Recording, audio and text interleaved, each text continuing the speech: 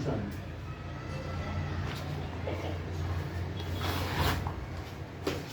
भारतीय संविधान के स्रोत।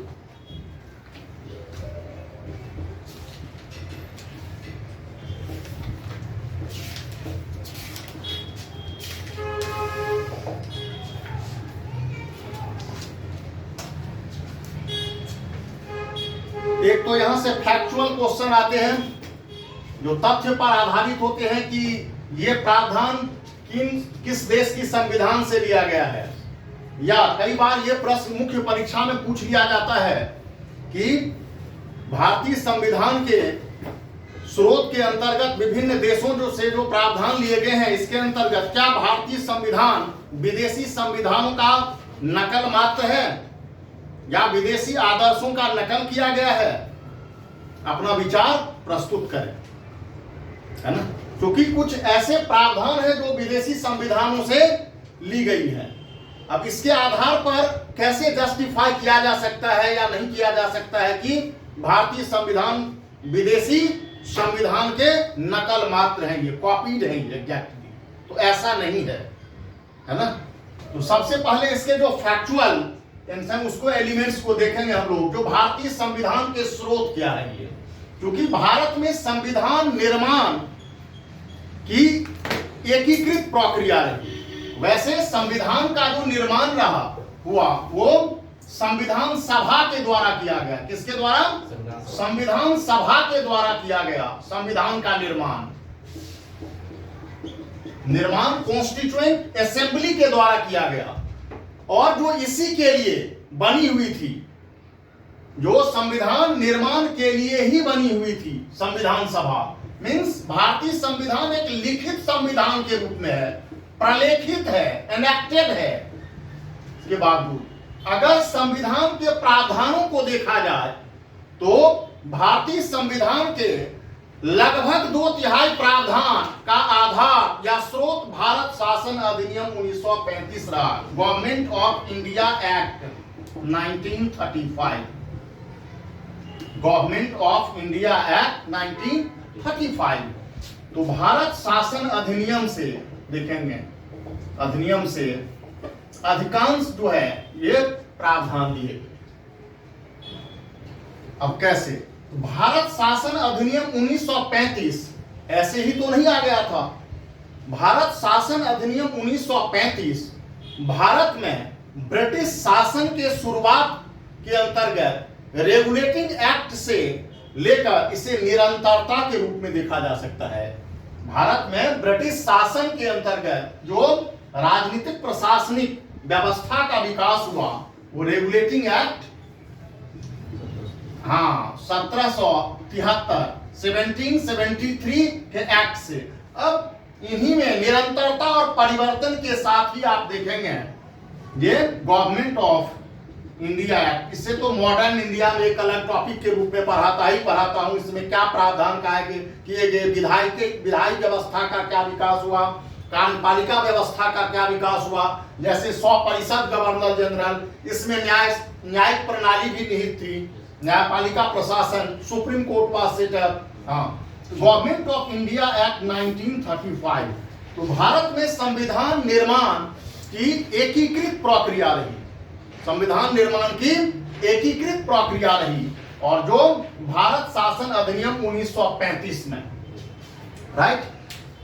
अब भारत शासन अधिनियम 1935 अपने आप में ब्रिटिश भारतीय शासन के अंतर्गत सबसे प्रगतिशील अधिनियम के रूप में था, सबसे प्रगतिशील अधिनियम के रूप में था।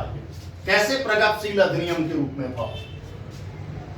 क्योंकि जैसे जैसे राष्ट्रीय आंदोलन तीव्र होता गया, ब्रिटिश सरकार पर दबाव बनता गया, और इस दबाव के अंतर्गत भारतीय राष्ट्रीय कांग्रेस ने यह मांग की थी कि भारत में ब्रिटिश शासन का उद्देश्य क्या है यह स्पष्ट करें। 1915 में बंबई अधिवेशन की अध्यक्षता करते हुए एसपी ने मांग की थी कि आखिर भारत में ब्रिटिश शासन का उद्देश्य क्या है, और इसी के प्रत्युत्तर में ब्रिटिश सरकार ने, मॉन्टेग्यू ने घोषणा की थी, जो थे secretary of state for India, Montagu ने घोषणा की थी कि भारत में ब्रिटिश शासन का उद्देश्य है उत्तरदायी शासन की स्थापना, और इसी क्रम में गवर्नमेंट ऑफ इंडिया एक्ट 1919 को टुवर्ड्स रिस्पॉन्सिबल गवर्नमेंट 1 कहा जाता है, और गवर्नमेंट ऑफ इंडिया एक्ट 1935 को टुवर्ड्स रिस्पॉन्सिबल गवर्नमेंट 2 कहा जाता है। यहां पर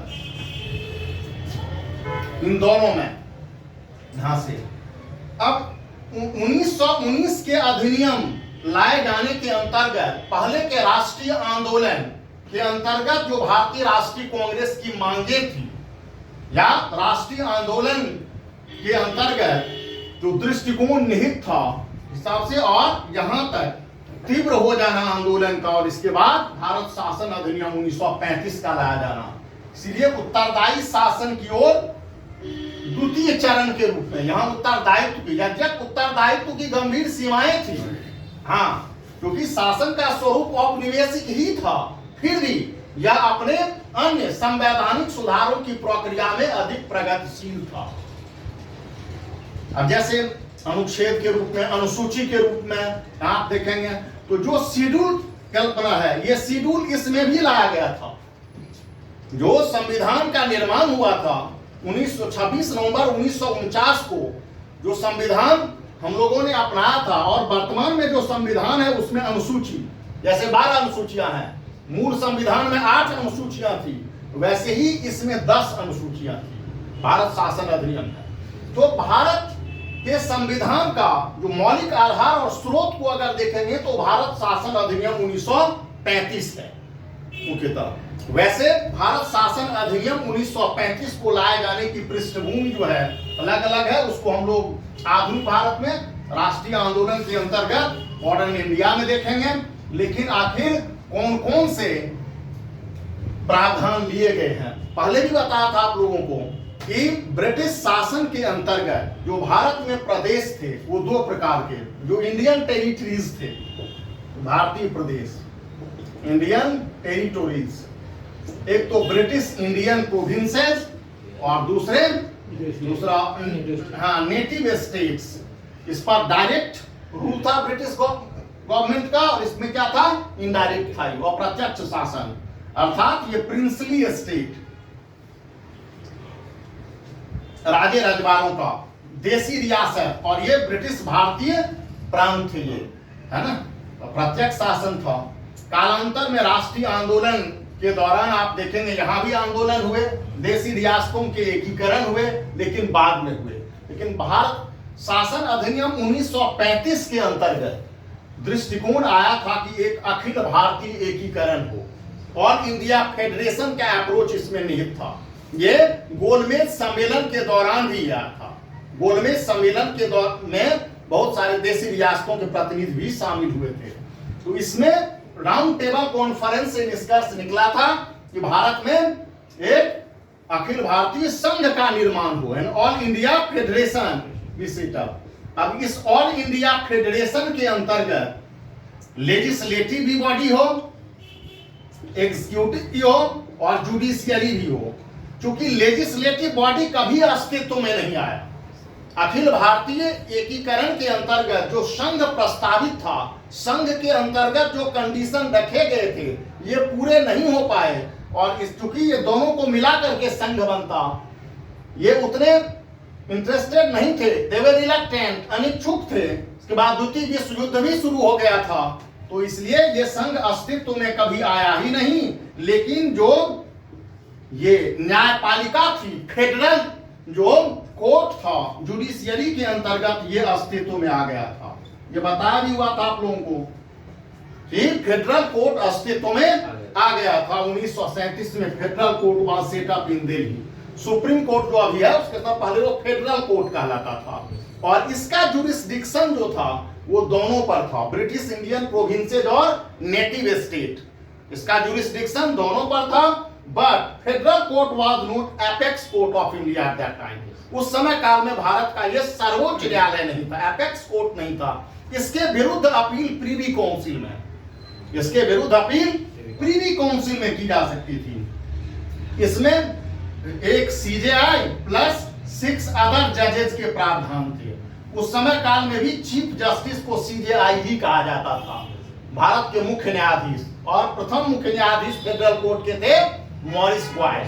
हाँ, तो जो फेडरेशन की संकल्पना है, अब जैसे हम लोग कहते हैं कि फेडरेशन जो भारत में वास्तव में है, ये है ना, जो केंद्र और राज्य के बीच में शक्तियों का विभाजन है, वो कनाडा के मॉडल पर में आधारित है। लेकिन जो फेडरलिज्म की संकल्पना है, फेडरल स्कीम जो है, गवर्नमेंट ऑफ इंडिया एक्ट 1935 से ली गई है।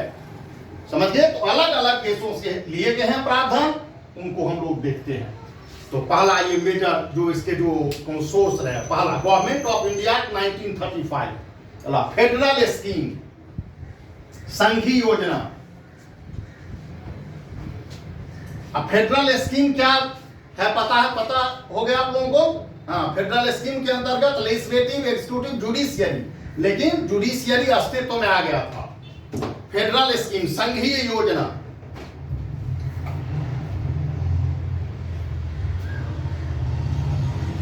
दूसरा जुडिशियल सिस्टम, न्यायिक प्रणाली व्यवस्था, जुडिशियल सिस्टम, जुडिशियरी न्यायिक व्यवस्था, न्यायपालिका, और यह अस्तित्व में आ भी चुका था। ऑफिस ऑफ गवर्नर, राज्यपाल का पद, प्रांतों में राज्यपाल हुआ करते थे पहले भी, राज्यपाल का पद। नेक्स्ट, लोक सेवा आयोग, public service commission, public service commission, लोक सेवा आयोग, लोक सेवा आयोग। पहले ही आप देखेंगे लोक सेवा आयोग के लिए प्रांतीय सिविल सेवा आयोग और यूपीएससी सेटअप हो चुका था 24 में। हाँ, ली कमीशन के सिफारिश के आधार पर में हुआ था यूपीएससी वाज सेटअप। तो public service commission, emergency provision, आपात उपबंध, आपात उपबंध, एडमिनिस्ट्रेटिव डिटेल्स, प्रशासनिक प्रावधान, प्रशासनिक प्रावधान, एडमिनिस्ट्रेटिव डिटेल्स, प्रशासनिक प्रावधान। प्रशासन के, शासन और प्रशासन में क्या अंतर है पता है ना? क्या अंतर है? गवर्नेंस और एडमिनिस्ट्रेशन में। प्रशासन मतलब जो प्रैक्टिकली लोगों के ऊपर लागू किया जाए। हाँ, जो इम्प्लीमेंट किया जाता है। गवर्नेंस के अंतर्गत जो शासन के द्वारा विधि बनाए जाते हैं, निर्देश दिए जाते हैं, डायरेक्टेड होता है, और एक्चुअल जो इम्प्लीमेंटिंग बॉडी होता है जिसके द्वारा इम्प्लीमेंटेशन हुआ एडमिनिस्ट्रेटर। ये मुख्य तौर पर भारत शासन अधिनियम 1935 से लिए गए हैं ये शब्द। इसके बाद है जैसे ऑस्ट्रेलिया के संविधान से क्या लिया गया है? दूसरा स्रोत जो विदेशी संविधान है उनमें से ऑस्ट्रेलिया।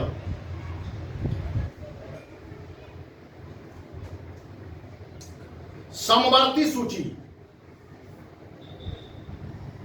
समवर्ती सूची, कंकरेंट लिस्ट, समवर्ती सूची। Next, freedom of trade, commerce and intercourse, freedom of trade, commerce and intercourse, व्यापार, वाणिज्य एवं समागम की स्वतंत्रता, व्यापार, वाणिज्य एवं समागम की स्वतंत्रता। ध्यान दीजिएगा कि भारत में व्यापार, वाणिज्य जो भी प्रोविजन है सबके लिए, ये फंडामेंटल राइट के राइट्स के भी अंतर्गत आर्टिकल 19(1) के अंतर्गत, और इसके लिए अलग से भी प्रावधान किए गए हैं। आर्टिकल 301 to 307 तक जो है प्रावधान। ध्यान दीजिएगा, एक तरफ मौलिक अधिकार, दूसरा freedom of trade, commerce and intercourse. यह आर्टिकल 301 से लेकर 307 तक भी संविधान में ये भी है, राइट? हाँ, एक तो मौलिक अधिकार में और अलग से इसका प्रावधान। Next, joint sitting of the two houses of parliament, joint sitting of the two houses of parliament, संसद के दोनों सदनों का संयुक्त अधिवेशन या संयुक्त बैठक, संसद के दोनों सदनों की संयुक्त बैठक, joint sitting of two houses of the parliament कितनी बार हो चुका है अभी तक? संसद के दोनों सदनों का संयुक्त अधिवेशन कितनी बार अभी तक हो चुका है? पूरे अभी तक भारत के इतिहास में। हाँ, दोनों सदनों का मतलब है कि अगर किसी विधेयक को पारित होने को लेकर के दोनों के बीच में सहमति नहीं है, मतलब एक सदन ने पारित कर दिया, दूसरा डिसएग्री है, नहीं है, तो उसके अंतर्गत क्या होता है? अगर पारित करवाना होता है तो ज्वाइंट सेशन होता है, सीटिंग ऑफ द पार्लियामेंट, दोनों हाउस का, अंडर आर्टिकल 108 के अंतर्गत joint sitting. President shall have the power to summon the joint sitting of the both houses of the parliament, और इसके अंतर्गत होता है। तो 3 बार हो चुका है। कितने बार हो चुका है? 3 बार हो चुका है, 3 टाइम्स, राइट। अब ये भी ऐसे ही पीटी में क्वेश्चन रहता है, या अंतिम बार किसके लिए हुआ? तो जो पोर्टो था उस पोटा के लिए। तो तीनों का ये अब उसमें डिटेल में आएंगे तब बताऊंगा, अभी यहां स्रोत लिख लीजिए, वैसे बताऊंगा फिर। आर्टिकल 108 के अंतर्गत ये, राइट। तो ज्वाइंट सीटिंग जो है दोनों सदनों के संयुक्त अधिवेशन अर्थात संयुक्त बैठक, अधिवेशन तो हो सकता है संयुक्त बैठक, और उसमें फिर पारित करवाया जाता है। ये ऑस्ट्रेलिया से। नेक्स्ट, कनाडा के संविधान से।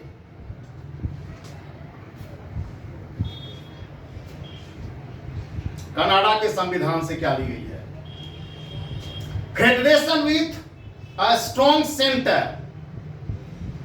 Federation with a strong centre. ध्यान दीजिएगा कि भारत में जो फेडरल सिस्टम के बारे में हम लोग बात करते हैं वो फेडरेशन है ही नहीं, इंडिया यूनियन है। इंडिया क्या है? यूनियन है। The very first article of the Indian constitution says that India shall be the union of states. Bharat राज्यों का संघ होगा। तो यूनियन कैसे है? तो विश्व में संघीय प्रणाली के 3 ऐसे उदाहरण को हमने बताया था आप लोगों के समक्ष। भारत, अमेरिका और इंग्लैंड। नहीं, भारत, अमेरिका और CIS जो सोवियत संघ से अलग हुए थे, कॉमनवेल्थ ऑफ इंडिपेंडेंट स्टेट्स, वे थे ना अलग, 11 और बाद में 4 और 15 राष्ट्र जो अलग हुए थे। मतलब यूनियन का अर्थ जैसे संघ, परिसंघ और महापरिसंघ। तो संघ, यूनियन, परिसंघ, जैसे फेडरेशन, संघ, यूनियन, महापरिसंघ, कॉन्फेडरेशन। तो मजबूत केंद्र, केंद्र मजबूत किसमें होता है? Strong centre. वैसे व्यवहार में हम लोग फेडरल स्ट्रक्चर का मतलब समझते हैं क्या? कि एक तरफ सेंटर होगा, केंद्र होगा, दूसरी तरफ यूनिट्स, स्टेट्स, इनकी इकाइयां होंगी, है ना, इकाइयां होंगी, मतलब दोहरा, डुअल डिवीजन। तो यूनियन स्ट्रॉन्ग होता है, किस यूनियन में हो? सेंटर स्ट्रॉन्ग होता है। यूनियन में क्या होता है? Strong centre.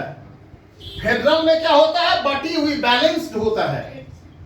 क्या होता है? बैलेंस, संतुलित होता है। फेडरेशन में जैसे यूएस में है, दोनों के बीच में शक्तियां लगभग बराबर, सेंटर और स्टेट के बीच में ये, तो बैलेंस्ड स्थिति है ये। डुअल कॉन्स्टिट्यूशन भी है वहां पर। हाँ, महापरिसंघ में स्ट्रॉन्ग क्या होता है? डोमिनेट होता है स्टेट, यूनिट। वहां स्टेट जो है, मतलब जो इकाई है, यूनिट है महापरिसंघ की, वो डोमिनेंट होता है, प्रभुत्वशाली होता है, कमजोर होता है, लूजली बाउंड। इसीलिए ये जो मॉडल है भारत में, फेडरेशन विथ स्ट्रॉन्ग सेंटर, ये कैनेडियन अप्रोच है, ये कैनेडियन मॉडल है। मजबूत केंद्र के साथ जो संघ है, federation with a strong centre, केंद्र के साथ, हाँ, सशक्त केंद्र के साथ परिसंघ। फेडरेशन मीन्स परिसंघ होता है, लेकिन वो ऐसे हम लोग बोलचाल की भाषा में फेडरल स्ट्रक्चर कहते हैं, लेकिन वो फेडरल स्ट्रक्चर क्या? With strong centre. तो दरअसल ये यूनियन है, और ये जो भारत में फेडरल स्ट्रक्चर है विथ स्ट्रॉन्ग सेंटर, ये कैनेडियन मॉडल है। वहां भी केंद्र और राज्य, जिसमें केंद्र के पास अधिक शक्ति है। पहले भी आप देखेंगे जो नेहरू रिपोर्ट लाई गई थी, क्या लाया गया था? नेहरू रिपोर्ट कब? 1928 में। उस नेहरू रिपोर्ट में भी कहा गया था ये चीजें। मोहम्मद अली जिन्ना ने विरोध किया था कि प्रांतों के पास में हो शक्ति। नेहरू रिपोर्ट में भी स्ट्रॉन्ग फेडरेशन की बात की गई थी, केंद्र सरकार के पास में अधिक शक्ति हो, है ना, वहां भी। Next, wasting of residuary power in the centre, केंद्र में अवशिष्ट शक्तियों का निहित होना। Wasting of residuary power in the centre, केंद्र में अवशिष्ट शक्तियों का निहित होना। इसी से स्ट्रॉन्ग और भी हो जाती है। अवशिष्ट शक्ति का अर्थ यह है कि संविधान में अगर किसी भी ऐसे विषय का जिक्र नहीं किया गया है तो ऐसे विषय पर विधि बनाने और उसके शासन का अधिकार केंद्र सरकार के पास में है। अवशिष्ट शक्ति किसमें निहित है? केंद्र में निहित है। Residuary power is vested. हम मान लीजिए कि 3 सूचियां हैं, है ना, जैसे यूनियन लिस्ट है, स्टेट लिस्ट है और फिर कंकरेंट लिस्ट है। यूनियन लिस्ट पर में parliament has power to law और union government has power to administer. State list में स्टेट गवर्नमेंट पास, कंकरेंट लिस्ट में दोनों के पास में है ना। But the law made by the parliament shall be, है ना, हाँ, राजू उसी का होगा ये। लेकिन अगर इनमें से किसी का भी जिक्र नहीं है तो ऐसे विषय पर विधि बनाने की शक्ति किसके पास है? अवशिष्ट का मतलब जो बचा हुआ है, ये संसद के पास में है। भारत में तो संसद क्या है? केंद्र में है ना, तो केंद्र के पास में अवशिष्ट शक्ति नहीं है। तो केंद्र जब तक, पार्लियामेंट जब तक विधि नहीं बनाएगा तब तक तो ऐसे विषय पर में अध्यादेश जारी करने का अधिकार है ही किसको? राष्ट्रपति को।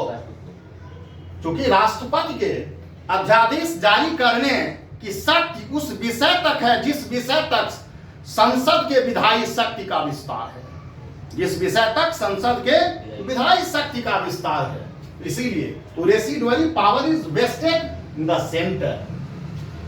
अगर देखेंगे भारत शासन अधिनियम 1935 में तो अवशिष्ट शक्ति किसमें निहित थी? गवर्नर वायसराय में निहित थी। किसमें निहित थी? वायसराय में निहित थी अवशिष्ट शक्ति, है ना।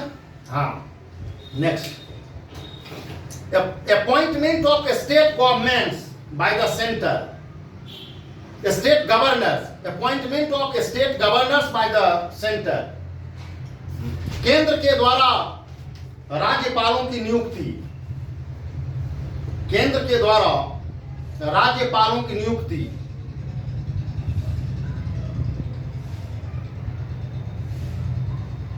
क्योंकि राज्यपाल का जो पद है और भूमिका जो है संविधान के अंतर्गत केंद्र और राज्य के बीच में एक प्रमुख कार्य आती है। ये राज्यपाल, केंद्र और राज्य के शासन में राज्यपाल नियुक्त इसके द्वारा और they hold the office till the pleasure of the president. ये राष्ट्रपति के प्रसाद पर्यंत पद धारण करते हैं, है ना। लेकिन जब राज्य विधानमंडल की बात आती है तो राज्य विधानमंडल के अंग होते हैं राज्यपाल। जैसे राष्ट्रपति अंग होते हैं संसद के, वैसे ही राज्यपाल भी अंग होते हैं, है ना। जहां एक सदनीय है और जहां द्विसदनीय है, बाइकैमरल भी है, वहां अंग होते हैं ये। लेकिन दोनों के बीच की कड़ी होती है ना। Advisory jurisdiction of the supreme court, सर्वोच्च न्यायालय की सलाहकारी अधिकारिता। Advisory jurisdiction of the supreme court,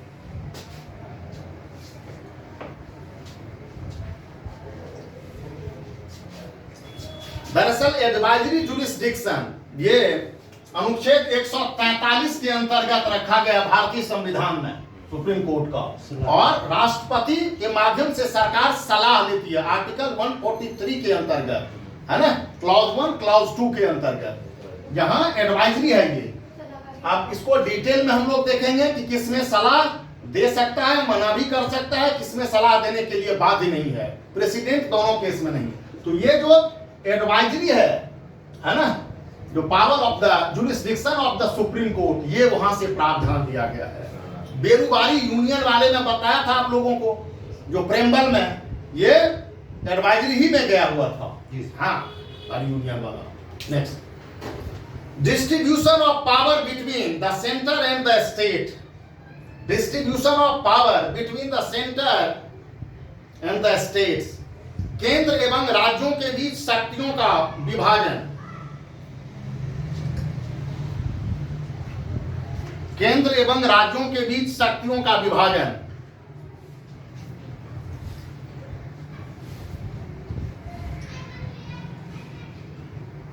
कि केंद्र के पास कौन सी शक्ति, राज्य के पास कौन सी शक्ति है, बताना।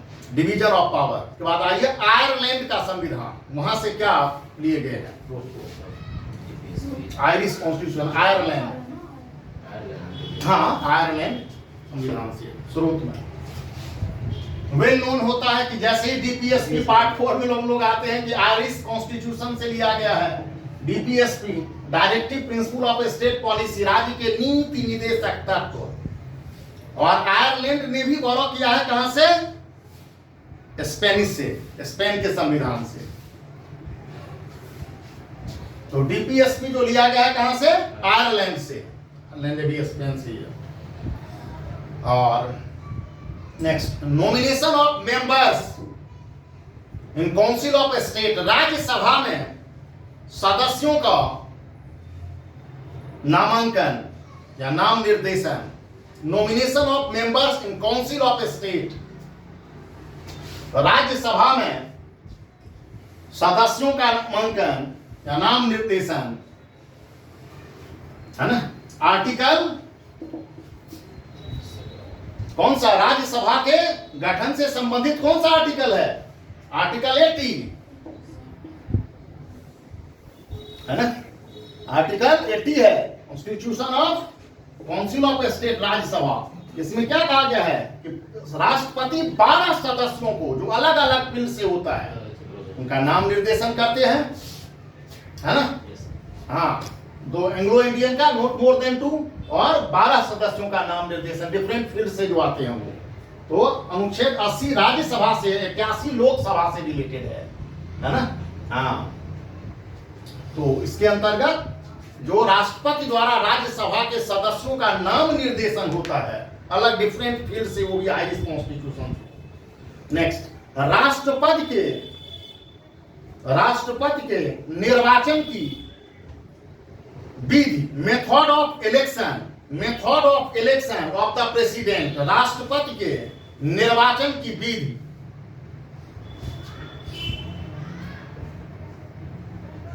जैसे भारत में राष्ट्रपति का निर्वाचन होता है, कैसे, किस मेथड से होता है, इलेक्टोरल कॉलेज के बारे में पता ही है।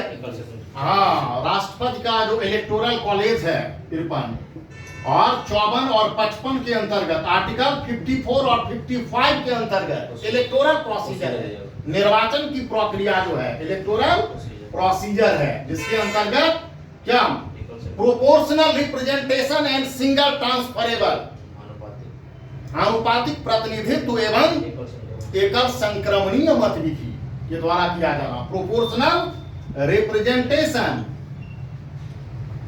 And single transferable voting system, एकल संक्रमणीय मत विधि।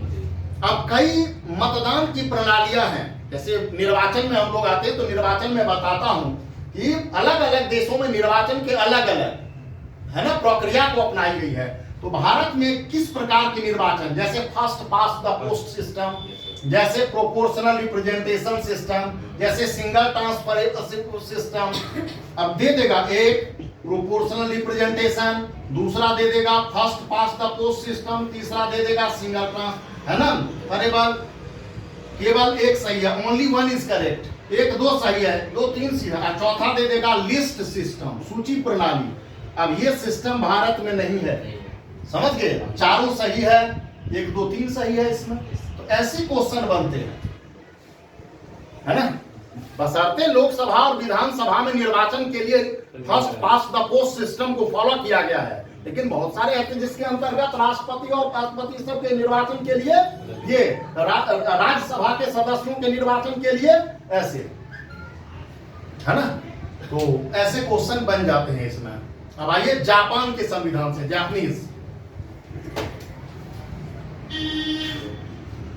जापान के संविधान से क्या लिया गया है? Japanese constitution. तो जापान के संविधान से जैसे procedure established by law,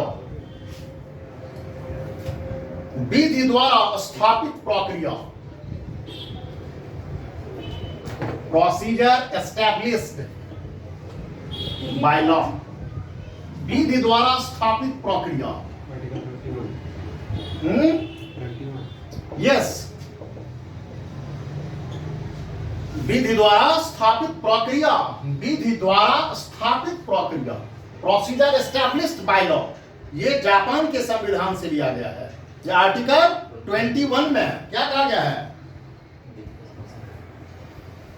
article 21, no